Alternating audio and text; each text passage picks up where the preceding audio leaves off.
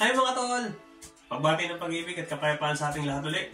Salamat sa Diyos at narito na lang po tayo magbibigay ng informasyon. Salamat sa Diyos.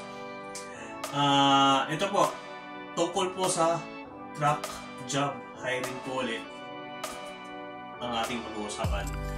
Ngayon po umaga ay binuksan ko po ang Facebook page ng agency na nagpala sa akin, which is Luis International Manpower Services.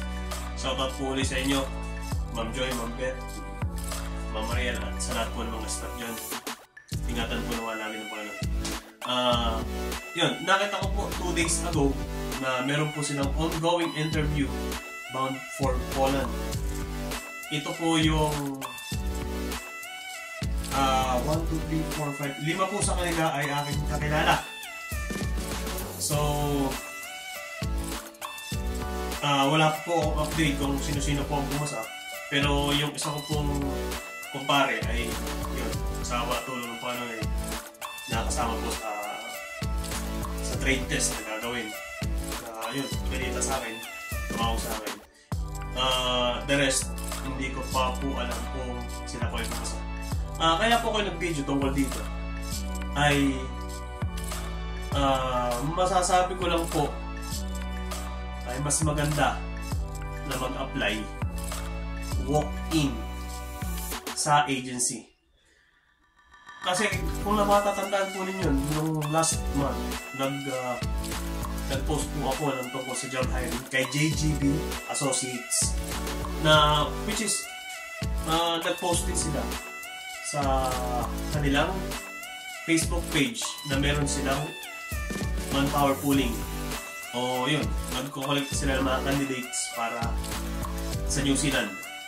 So ito naman, itong Luis International Manpower, wala akong nakita recently na post nila na job hiring papuntang Poland. So yun, nagulat na lang ako, ito meron silang post na ongoing interview bound for Poland.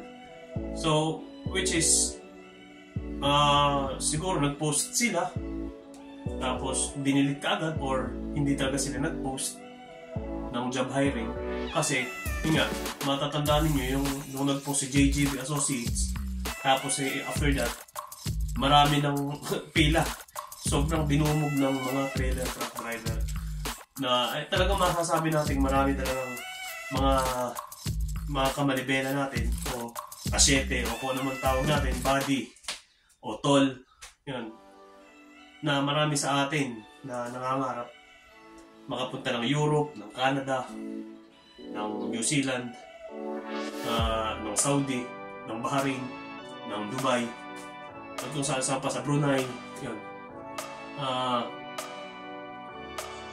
Ito lang talaga maipayo ko, mag-walk-in po kayo sa pag-apply kahit po ito ay manpower pooling pa lang.